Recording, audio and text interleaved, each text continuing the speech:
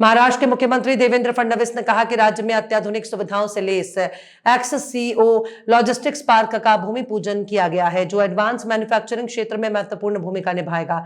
उन्होंने बताया कि इस तरह के आधुनिक लॉजिस्टिक्स सुविधाओं से भारत की वैश्विक सप्लाई चेन में भागीदारी और मजबूत होगी।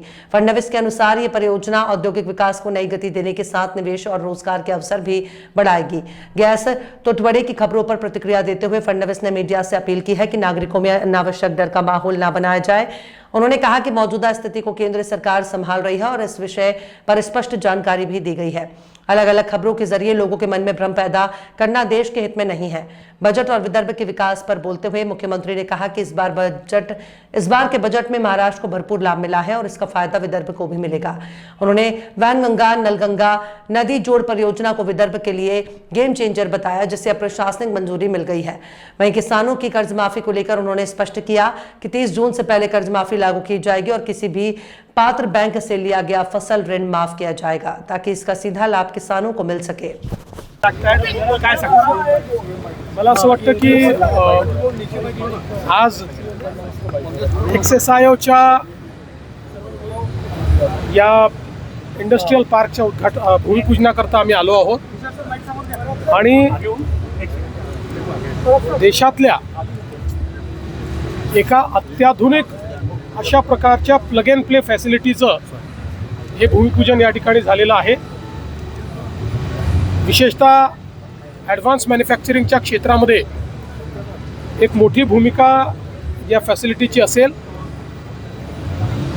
एक्सएसआयओने नागपूरमध्ये नेक्स्ट जेन लॉजिस्टिक पार्क्स आणि इंडस्ट्रियल पार्क तयार केल्यामुळे निश्चितच ग्लोबल सप्लाय चेनमध्ये भारताची जी भूमिका आहे त्याच्यामध्ये एक ॲडिशन म्हणून याच्याकडे आपल्याला पाहता येईल। आणि त्यासोबत एक नागपूरला जे लॉजिस्टिकल जॉग्राफिकल ॲडव्हान्टेज आहे त्या ॲडव्हान्टेजचा फायदा देखील अशा प्रकारच्या फॅसिलिटीच्या माध्यमातून या ठिकाणी घेता येईल।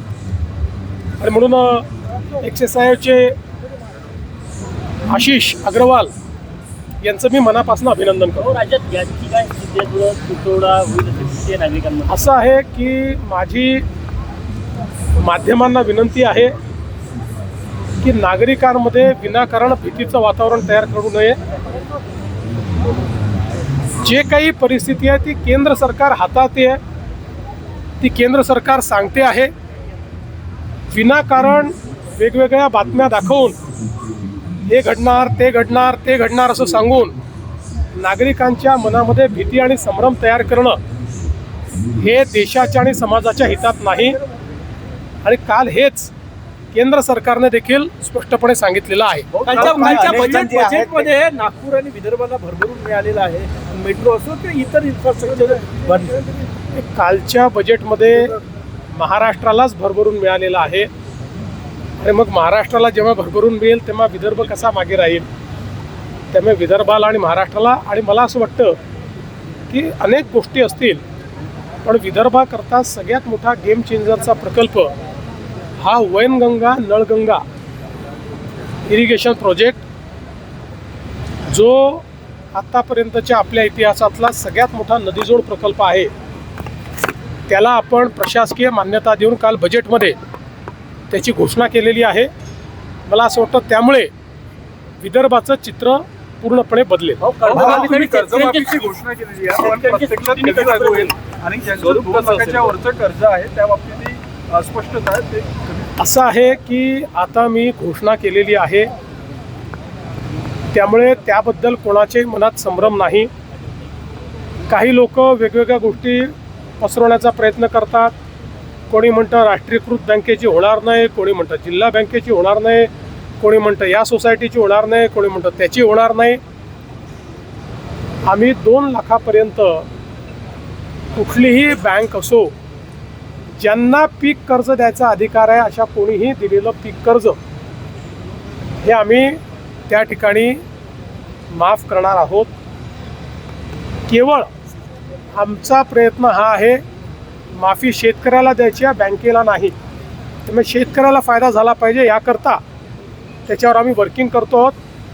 आम्ही यापूर्वीच सांगितलेलं आहे की 30 जूनच्या आधी आपण कर्जमाफी करणार आहोत. त्यामुळे आता बजेटमध्ये ती आली असल्यामुळे आता पुढच्या कारवाईला सुरू होईल. कमिटी याच्यावर काम करते. कमिटी बाकी सगळ्या गोष्टी या ठिकाणी सांगेल. एवढंच सांगतो, जुन्या कुठल्याही कर्जमाफीपेक्षा चांगली ही कर्जमाफी असेल. शेतकऱ्यांना याचा मोठा दिलासा मिळणार आहे. नवीन खरीप